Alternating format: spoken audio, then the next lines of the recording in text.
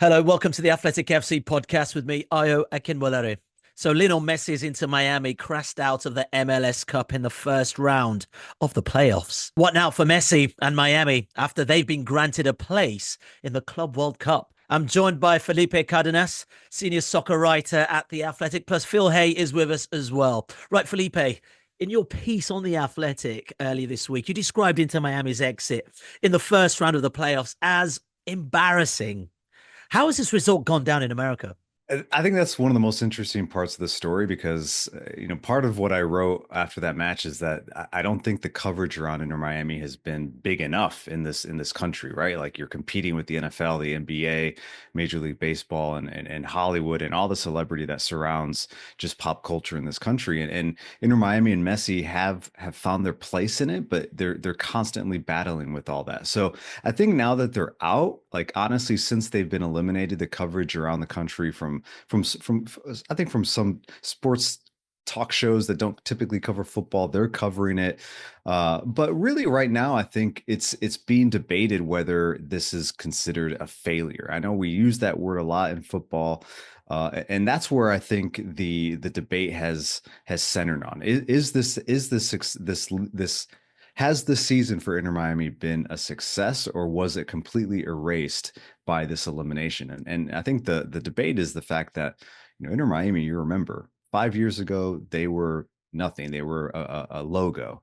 And when they launched in 2020, then COVID hit, and from there it's just been really, really mediocre in terms of the way the club has performed. Then Messi comes, and now they're one of the most recognizable football brands in the world. Just because you can go anywhere in the country or anywhere in the world, and you will see pink Messi jerseys, and obviously they've done well in terms of marketing. And then they had a very, very successful year. Outside the elimination, they broke a points record. They won the Supporter Shield, which is given to the team with the best regular season. And Messi has been Messi. He hasn't come to MLS and dropped his form. He's been pretty spectacular. So it's an interesting conundrum. Like, is this a failure or is this progress? Yeah, Phil, that word failure is interesting, and Felipe has alluded to it. They spent a lot of money, $70 million on first team signings, Messi included, Busquets, Suarez, Alba, huge resumes, huge experience, Barcelona DNA through and through. Would you class it as a failure? Well, I think that's the point, isn't it? That they have invested in players of that standard and that calibre, and whether or not they've been mediocre in the past, they've put themselves in a position now with the recruitment and the squad they've built to be considerably better than they have been previously. And they have been better. I mean, Felipe articulated it really well there. This isn't a momentous disaster for them in the sense that they did top the conference, they broke the MLS points record, they took the Supporters' Shield. It wasn't as if they were limping into the playoffs or falling short of the playoffs, in which case I think, you'd be talking about a fair amount of bloodletting with players and potentially the coach, Martino, as well. I mean, I don't know if that might come regardless as a result of this defeat. But it is a failure, and I think, to be fair to Martino, when he was asked after the game, how do you reflect on this? He said, in the playoffs, we've fallen a long way short of what we expected to do. And I saw a little bit of complaining about the playoffs. I think it was from Jordi Alba afterwards. Sort of arguing whether that should be the setup. And I do find it peculiar that you have this sort of round of three in round one of the playoffs and then move into knockout games. It seems a little bit counterintuitive, but the fact is that is the setup. And also you would have to say that US sport, other sports in the country are kind of founded on the playoff system. You have this postseason, and that's just how it is. And I can't help feeling that, a best of three, Miami against Atlanta, gives Miami an even better chance of going through it. It essentially gives you some margin for error, which was there for them. The only thing I would say is that it is football, and football does create upsets, it does create shocks. And I do wonder whether me included, whether we were all a bit guilty of underestimating Atlanta. Not because they didn't have a bang average season, they did, but they were very competitive in both regular games against Miami. And we wrote in the Athletic FC newsletter on the day after Miami won the first game of the round three that they'd actually looked pretty good, Atlanta. They'd made a fist of it, and perhaps they were actually going to make a fist of the best of three series. And that's not to say we were predicting that Miami would go out, because we definitely weren't. But in a sense, it makes you think that perhaps there was a higher chance of an upset, only marginally, but a higher chance of an upset in that, that fixture than a lot of us anticipated. Yeah, you make a good point there, actually, Phil. And please, Felipe, let me know what you think.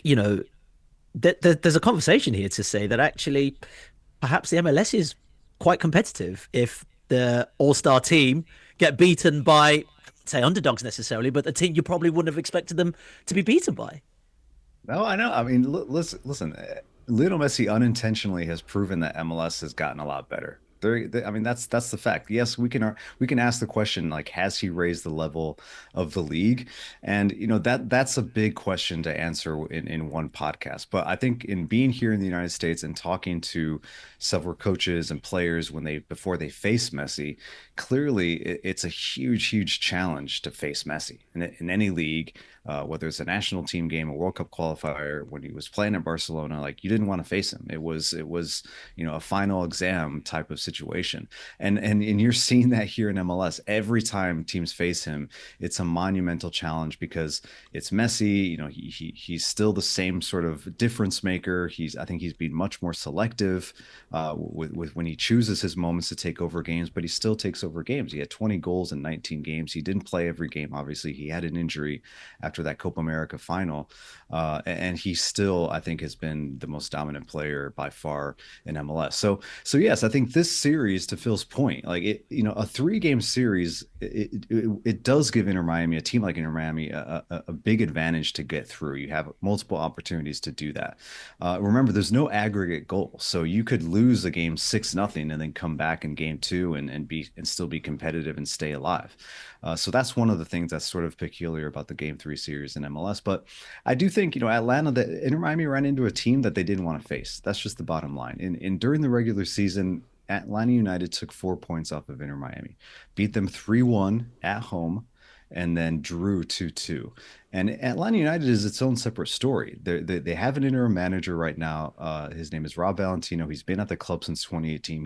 He's been an interim manager twice. When they fired Gabriel Heinze in 2021, Valentino again took over the club. So he's a company man. And they fired their coach earlier this year. They've underperformed. They have underachieved. They lost 5 straight games at their magnificent stadium, Mercedes-Benz Stadium. They were a team that was just completely rudderless. And they found a way to believe that they could make something happen in these playoffs. And athletically, they match up really well with Inter Miami. Tactically, they're a team that has learned to play without the ball, and they have players on the wings and a center forward that will run relentlessly. So from a tactics perspective, it worked. Bunker, counter, and they did a lot of damage to that Inter Miami high line. So I do think that the takeaway, you can argue that, yes, if you're a doubter and you're not a believer in MLS, fine. But this is proving that, honestly, like, the MLS league office is probably like, great, this is a disaster. We wanted Messi in as far as possible in the playoffs, but we can spin this. Parity is actually working. The teams are getting better. There is nothing worse than preordained sport, and I think there was the feeling that was how this was going to be after the regular season, that it was Miami and nobody else. And you can very much sense the kind of, I guess, deflation or twitching or nervousness that might be going on in the corridors of Apple or MLS themselves, that they don't have Messi to market and to use in the back end of the playoffs. But it has to be a good thing that it's proven that you don't just fork out a stack of money on the game's greatest ever player and automatically win the MLS Cup. It shouldn't be like that. It should give Miami a massive chance, and they did have a really big chance and should have gone further than this. But I see it as a really positive thing for MLS, that actually the trophy's going to go somewhere else. Just finally on this, really, Felipe, is manager Gerardo Martino's job in danger down because of this result? And this is also a very well experienced manager. Guys coached Barcelona, Argentina internationally, Mexico, Paraguay, Inter Miami, and Atlanta, funny enough, as well. Yeah. I mean, when he was in Atlanta, he was coming off a heartbreaking loss at the Copa America in 2016. He had Messi, he had a very good Argentina squad, and they lost back-to-back Copa Americas. And he came to the States to, I think, to get away from that, from those lights, the bright lights of international football, the scrutiny, and really we've talked about failure. Like he's had to answer that question often in his career. So he comes to Atlanta. They debut in the league in 2017. A year later, they win MLS Cup under Tata Martino, and really proving that this is a manager that can do really good things when given the opportunity. I wrote in my story that I think because of the standard that Inter Miami is trying to establish and the name recognition that they've already established as just a big brand and a team that can really recruit. Before they hired Tata Martino and Phil Neville before him, Zinedine Zidane was up there. Diego Simeone, Marcelo Gallardo, Mauricio Pochettino. Everyone that you can really come up with was linked to this job, and they found the right hire. Tata Martino is the guy that could really take this team with Messi, understand the league and really the peculiarities of what is MLS, the travel and everything like that. But I wrote that his seat has gotten warmer because they did miss out on what was the objective this season. And he's never been a manager that stays very long at his job. So perhaps he's looking at 2025 as his last season. And maybe the club is already thinking about someone else that they can bring in. There's another Barcelona guy that's available right now, Xavi Hernandez, that's just probably waiting for an interesting call. So I think Tata Martino will be back in 2025, but that pressure will build. And honestly, I'll just say one last thing. Inter Miami was not the pundits' pick to just run with this MLS Cup before the season. I had them finishing fourth in the Eastern Conference. I thought they would struggle defensively. They did, but they did course correct a little bit. Knowing that Messi and Suarez wouldn't play every game, that the travel involved, a lot of people had all these different reasons for not picking them. And in the end, I think in that sense, they did overperform.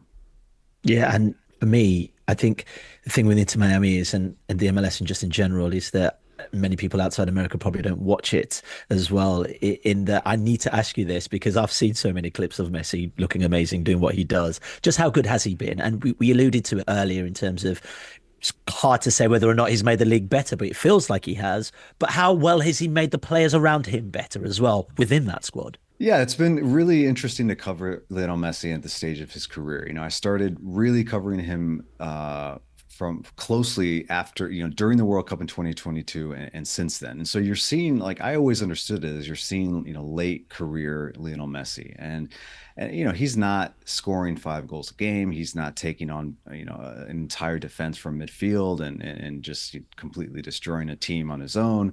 Very similar to what Michael Jordan did, at the end of his career. He's had to change his game. He admitted that recently in an interview that he's had to really rethink the way I think he expends energy over 90 minutes. But in watching him here in MLS, like I said, his form hasn't dipped. He's gone back to Argentina during FIFA windows and played just as well as he has for over the last few years with Argentina, scoring a hat trick recently against Bolivia, and just still being that magnetic captain hero for his country. He is certainly not lost any sort of shine in Argentina because he plays in MLS. In fact, now Argentina is sort of like interested in this team. Like they've adopted Inter Miami as their North American team. So it's very interesting there as well. I think the interesting thing is, like, Inter Miami is a young team. Yes, they have the Fantastic Four, if you will: Luis Suarez, Sergio Busquets, Jordi Alba, and Lionel Messi, and they are overage players now, all 37. Jordi Alba is the youngest there, but they've had to bring up academy players. They've had to, really abide by a salary cap in MLS and not just spend on as many players as they want. Yes, they've spent a lot, but they've had to bring in players, and then those players have had to get used to playing with Lionel Messi, which, in talking to Tata Martino several times throughout the year, that's a big challenge. He's told me right away, it's like, it's one thing to walk in and look at Messi and say, oh my gosh, that's my idol, that's my teammate. It's quite another to then be in a training session and Messi says, hey, I want the ball right here every time.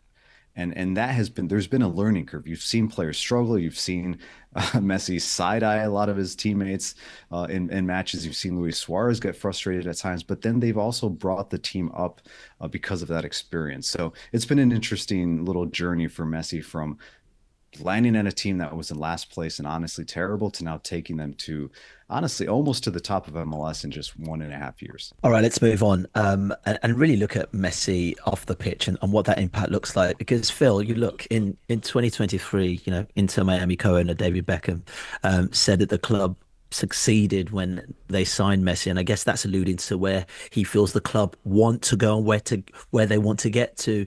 Is Messi's impact on the MLS and the reach it gives Inter Miami probably more important than trophies, because we're thinking about growing a brand as well as one team trying to achieve something on the pitch as well? Yes, to a degree, but I think you have to be careful in assuming that it's a permanent game changer, if that makes sense. I mean, to me, leveraging Messi in the short term is totally logical. I mean, there's no doubt that he's turned eyes on MLS that haven't paid attention before and in big numbers. I mean, we write about MLS in the newsletter far more than we would if Messi wasn't there. That's a fact, because of what he does, because of who he is, because of his appeal. He is interesting. But longer term, a strategy for MLS has to have far more substance. And when we were writing on Monday, we were saying, and this alludes to the point I was making about it being a good thing that Inter Miami aren't just kind of, all dominant over there. It has to be about more than one man and one club. And I thought the two pieces that we had over the weekend, Felipe's was great at kind of painting the picture of what this went for Miami after their defeat. Paul Tenorio did one the past 24 hours, which was reflecting on, the questions for MLS and actually the fact that this is actually a good thing, that it isn't just Miami's league. But he was asking the question, what is the strategy beyond Messi, given that Messi is 37? And in his opinion, he can't quite see it that clearly. He doesn't know where this is going with Apple or how MLS see themselves cashing in on this beyond the point where Messi retires. I mean, I see in England quite a lot of Inter Miami shirts, not millions, but more than I would expect to see of an MLS Cup. And I don't see any of any other clubs in MLS. And that is totally down to Messi. It's not Jordi Alba who's selling those. People are buying them because Messi is playing for them. When he goes, I don't think people in England are buying them to any great extent. And you take even Miami's global appeal. Does that hold up once Messi isn't playing for them? I don't think it does so much. And I guess the question you could ask in simple terms is, Messi at Miami in year 2, is it as interesting as Messi at Miami in year 1? The answer is probably no, certainly to the wider world. Yeah, I think that's an interesting point, Phil. And we were talking about this just before we started the podcast, Felipe. There was Brand Beckham, right? LA Galaxy era, which was so interesting and drew eyes, especially globally, to where the MLS. There was Brand Zlatan, but these guys come and go.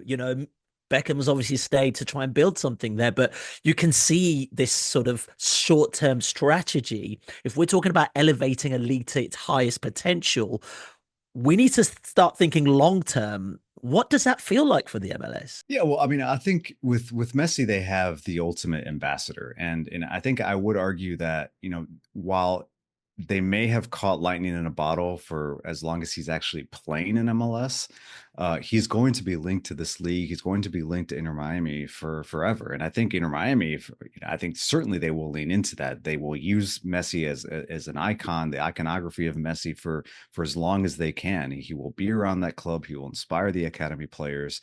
And MLS now, until the end of time, can say, yeah, the greatest player of all time played here. And that has been a big recruiting tool for some players that are deciding whether to go to Saudi or come to the United States or go to Brazil, where you can make a lot of money right now.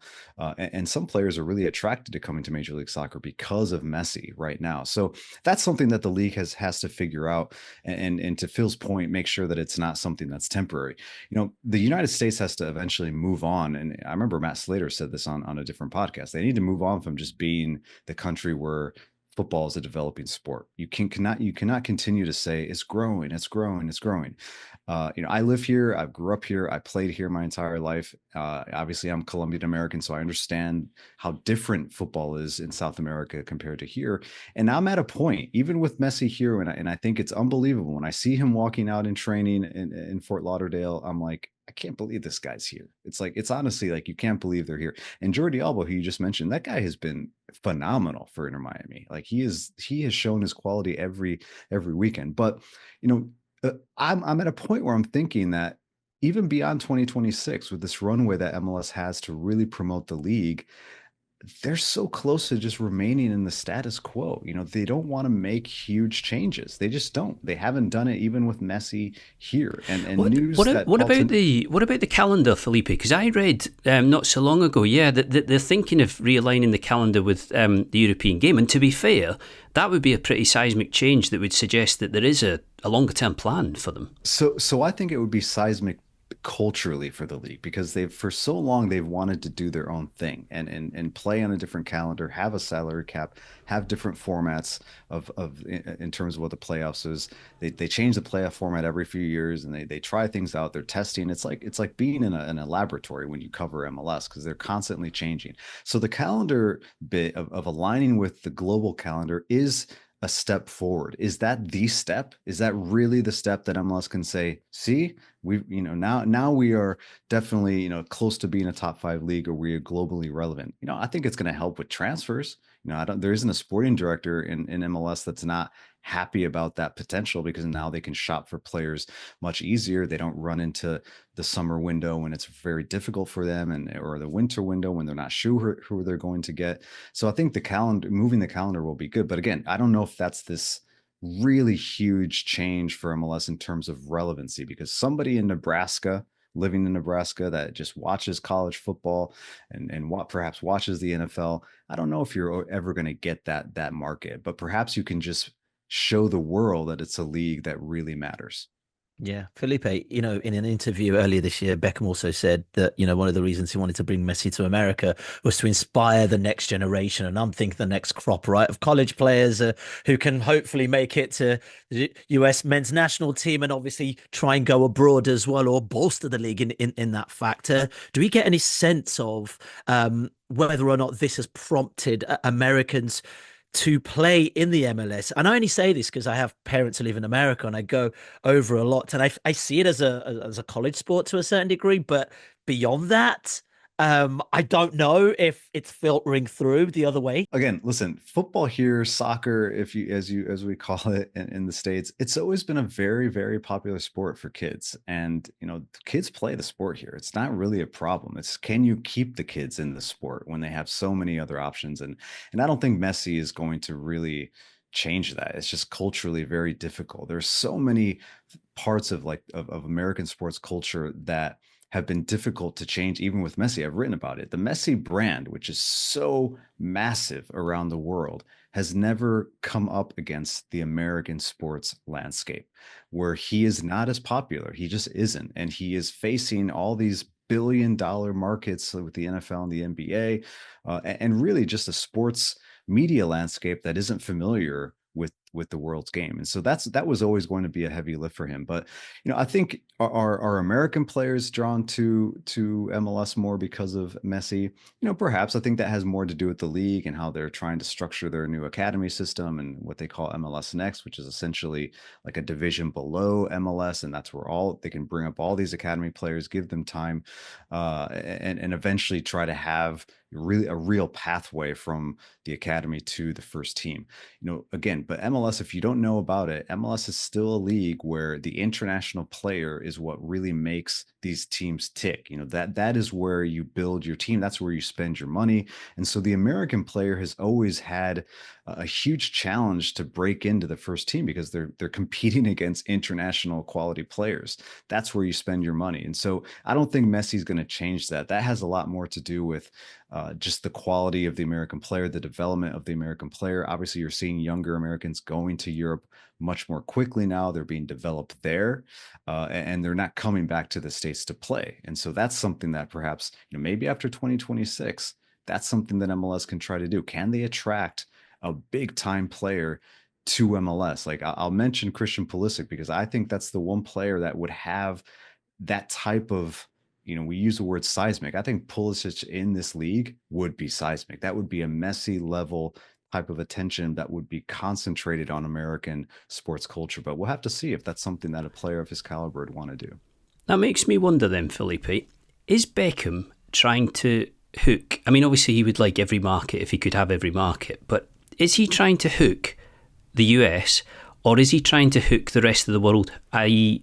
establish football markets where the attention would be there if Inter Miami became this club that people wanted to follow? What do you think he's really after? I think in the short term, honestly, like global, I think a global impact has been something that Inter Miami has focused on, to be honest with you. The fact that this season started with a global tour that started in El Salvador, then went to Asia, they went to Saudi Arabia, they were there for a long time playing matches, really trying to, I think, extend the brand awareness in parts of the world where they understood that Messi was so popular. Messi in Asia is just an absolute, phenomenon. He's always been very popular there. So they went there immediately. Beckham did the same thing. When Beckham came to the Galaxy went on a huge global tour to Asia. And so there's only a few players in our lifetime that can do that have that type of pull.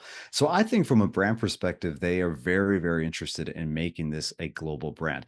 And the fact that they've been invited to the Club World Cup, that's part of the plan. I think that was honestly part of the plan. How do we get in front of as many global audiences as we can? How do we get into the same conversation as Real Madrid and Bayern Munich? And honestly, we've talked about the Brazilian side, some of these dominant South American teams. Can we become part of the conversation? So honestly, I think that was the first check that they wanted to really accomplish.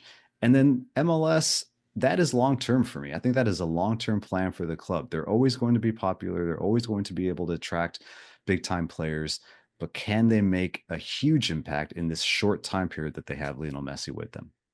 Yeah. Well, I just want to stay on this train of thought really of where the MLS is headed. And I think, we have to talk about the Apple deal, Felipe. It's a big, big deal for the MLS. Was it $2.5 billion over 10 years or something along those lines, which is huge.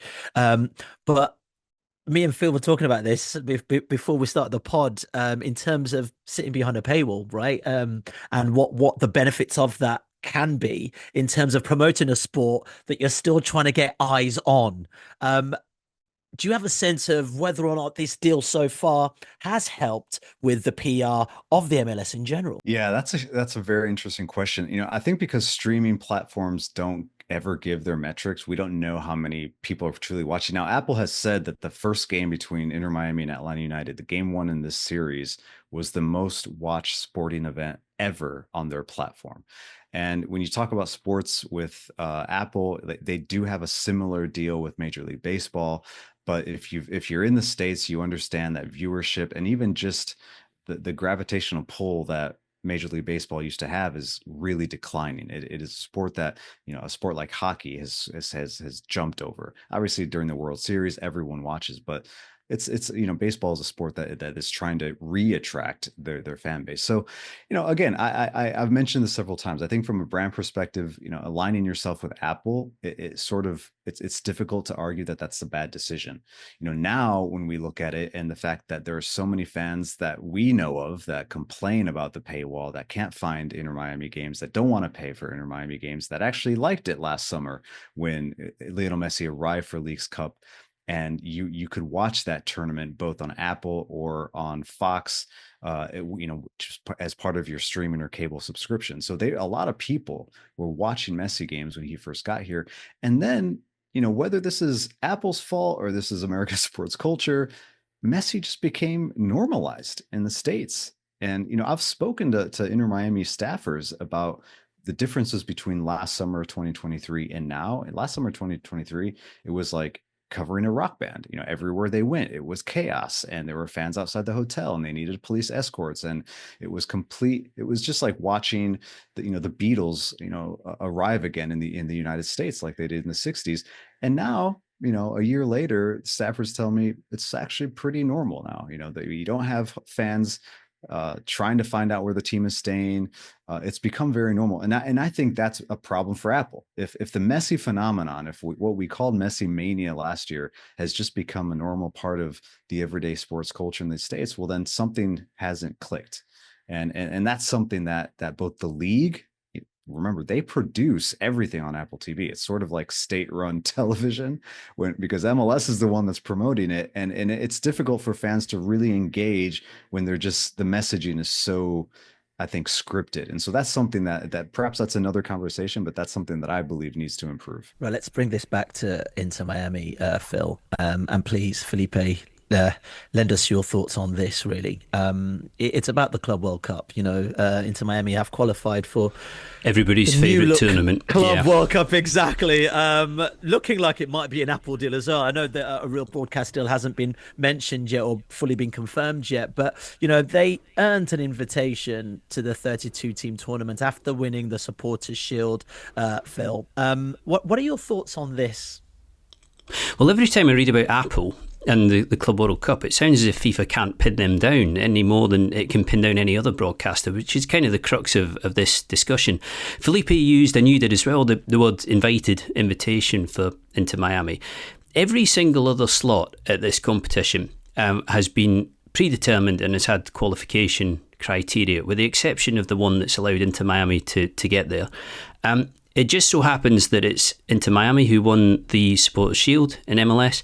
It just so happens that Messi will therefore be going, you would assume. It just so happens that the decision was taken after the fact of them winning the Supporters Shield. And it's impossible not to take the cynical view that it was basically any excuse to make sure that he in particular was there. And it does feel like FIFA saying, what other cards have we got to play here? What is the last card in the deck that we can turn over? Because broadcasters are not flocking to this at all. The clubs involved, certainly your really major clubs, don't seem keen at all, don't like the scheduling, feel like they could do without it next summer.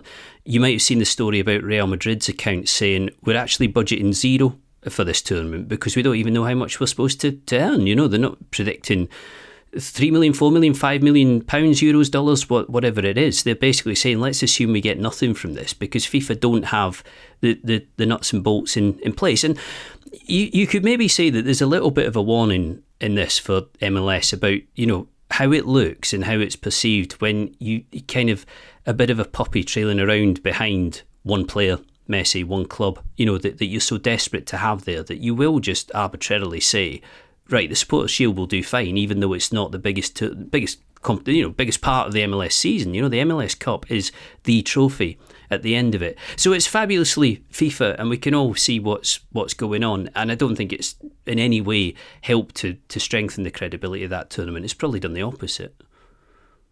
Phil, I would add to that what's interesting about Inter Miami being in the Club World Cup and the way they got in is it's been reported here in the States that the Major League Soccer office was not happy with that. So clearly this was a FIFA decision. I think Major League Soccer would have preferred that this perhaps went down to the MLS Cup champion and really just sticking to that tradition. Or, Don Garber, the MLS commissioner, has spoken to reporters about, before Inter Miami got the invitation, he said, well, what if we had the Supporters Shield champion face off against the MLS Cup champion and to determine that spot, really make that incentive interesting. So, yeah, I think MLS is looking at it like they're trying to distance themselves from that decision. Great. Yes, it's great to have Messi in this tournament. I think you have to do everything possible to get him in the Club World Cup because of what we've just discussed, that, people are not gravitating towards this concept yet.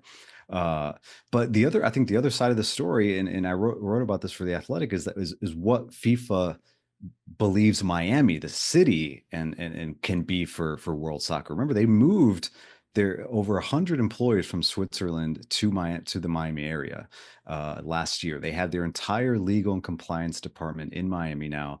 And anytime Gianni Infantino is in Miami, he talks about how wonderful city it is, how it's a world city, and it's part of the global game now. And they are certainly riding the tails of Lionel Messi being in the States and being in Miami. So all that was hovering around the decisions. So for me, yes, I scoffed at it, but I just wasn't surprised. It was something that I think FIFA had to do. Yeah. This also makes me think, actually, if yet again brand Messi's been used to prop up something else, another tournament or competition, Felipe, is there an idea we might just have a bit too much Messi? Oh my gosh, that is the, in the story I wrote on Saturday night, I remember walking out of the stadium. They've just lost, right? It's, we're talking about one of the biggest upsets in MLS's 28, 29-year history. And it was just so quiet. It was so quiet. The fans weren't really that upset. I think life goes on here in the Why? States. Why did they set off the fireworks at the end of the game? Why did they do that? But as soon as they did it, I was like, okay, I have to lead with this because that was ridiculous. It was as if like the guy just pressed the button because he's like, this is my last one of the year. Boom, and he hit it. But it was. I think it really told the story of how unexpected that loss was. But also, yeah, like there is Messi fatigue. That's how we call it here in the United States. You see it from MLS, I think, lifelong fans, if you will, who say, well, what about my team? Why aren't you covering my team? Why is everyone talking about Messi? And I honestly think, this is just my own personal opinion, no data or reporting around it. I think Messi fatigue would only happen in the United States, where you have so many more things to concentrate on from a sporting perspective, but also because MLS is a league that hasn't always had mainstream media cover it on a daily basis. And now suddenly there's this interest because Messi's here. And the fans maybe were like, wow, this is unbelievable. He's here. But now it's like, are we just going to write about everything that Messi does?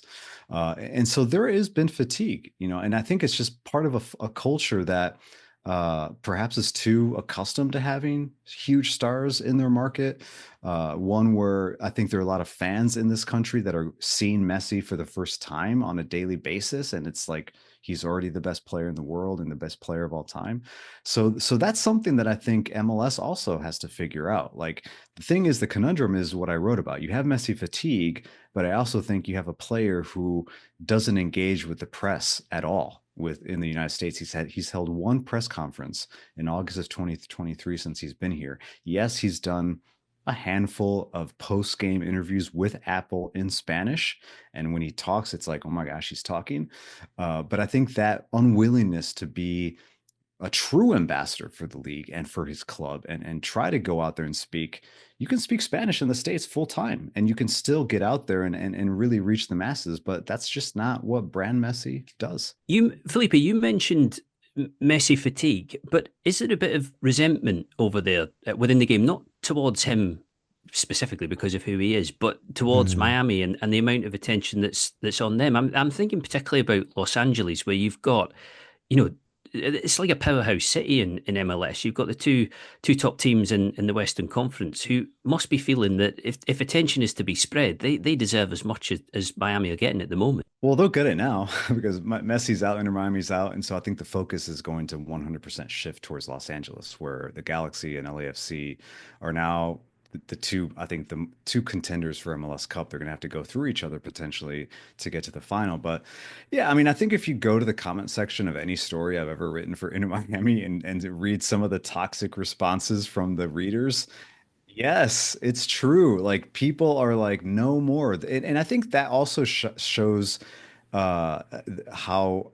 much Inter Miami has grown. They've become a hated team. It's like literally you either love them or you hate them. There's no in between. There is no in between with Inter Miami because of the buzz that they've created, the attention that they require, and honestly, when they play, Apple TV sends their best media crew, and it's really all about Messi. There are people that say, please stop talking about him. I've spoken to players that are sort of like, remember me, remember us, like that. These are players that come to this league that are hoping to have a spotlight on them and come to and really showcase their talent. Look at Cucho Hernandez, a player that was, he's well known in England. He was great at Watford. He comes over to MLS and he's been spectacular too. This guy cannot stop scoring goals. And I wrote when I voted for Messi as most valuable player, I apologized to Cucho Hernandez. I said, sorry, man, but like when you play in the same league as Messi, you have to be out of this world good. And so I think that's the difficulty for some of these players that are here. It's great to play against him, but it's not fun when he's taking all the headlines. And I think from a fan perspective too, they've seen Inter Miami as like this team that they just can't get away from. But again, that's the sign of, I think, of a successful club. Right. Brilliant stuff. Felipe, really appreciate your time joining us from Atlanta. And also Phil as well. Thank you so much for joining us. We'll be back tomorrow. If you want to watch more episodes of the show, please subscribe to the channel. We'll be joined by the likes of David Ornstein, Matt Slater, Adam Crafton, Carl Anker, and plenty more through the season. If you'd like to listen to the episodes in full in audio form, search The Athletic FC wherever you get your podcasts from.